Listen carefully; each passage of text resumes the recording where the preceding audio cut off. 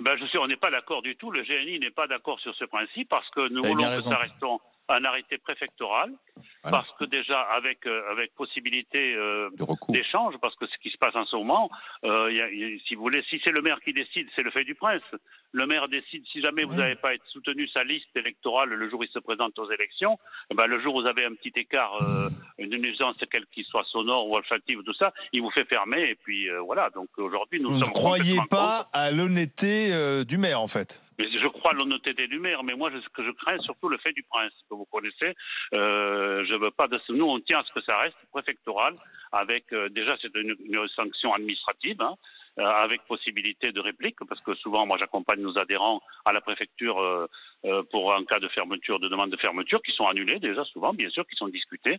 Il faut pouvoir répliquer. Et Oui, pouvoir mais justement, les procédures finalement protègent plus le bruyant que celui qui est victime des bruits, quoi. En fait, j'ai l'impression, parce que non, pas pour obtenir gain de cause lorsqu'on est victime des nuisances sonores d'un établissement, c'est quand même un parcours du combattant. Là, si j'ai bien compris, c'est avec le maire, le riverain peut-être sera plus facilement entendu qu'avec la préfecture. Ouais.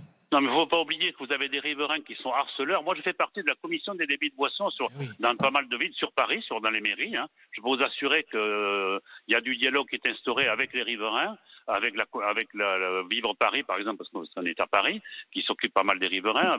Non, il faut que ça reste préfectoral, parce que la mairie ait son mot à dire, fasse remonter les observations, mais il faut que ça reste un arrêté. Monsieur Bénézé, aujourd'hui, il y a quand même un vrai souci, un vrai problème pour les riverains, qui est celui des terrasses. C'est-à-dire, comme on peut plus. Écoutez, il faut savoir ce qu'on veut. Si on met une ville dynamique, je reconnais que parfois il y a des dépassements de terrasses.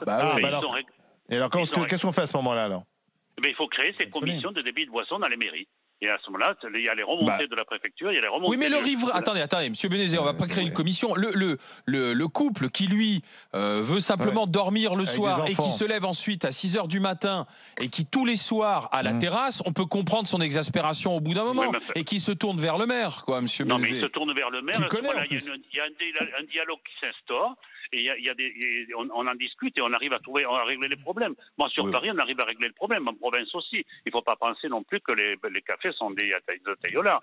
Pourquoi les établissements ne s'équipent pas, en fait? Parce qu'il y a beaucoup d'établissements, notamment dans les grandes villes, qui mettent de la musique, c'est une bonne chose, mais qui n'ont pas insonorisé leur bar. C'est obligatoire. Quand vous mettez de la musique, et vous avez déjà la musique est interdite à l'extérieur, hein, déjà c'est à l'intérieur, et vous avez une étude acoustique qui est faite avec un réglage acoustique. Hein. Non, c'est obligatoire, mais ce n'est pas fait, ça je veux dire, bien sûr. Là, on s'intéresse à ceux qui ne respectent pas. Non, mais à ce moment-là, s'ils ne respectent pas, il y a des lois pour les faire respecter. Il y a des avertissements et nous, on intervient souvent. Et au bout des avertissements? Comment? Non, mais là aussi, il y a une sorte d'impunité quand même. Ah, pas du tout. Moi, je peux vous dire qu'en étant pour m'en occuper, je peux vous assurer qu'il n'y a pas d'impunité. Les riverains ont la parole. Moi, je vous assure qu'ils n'ont pas d'impunité.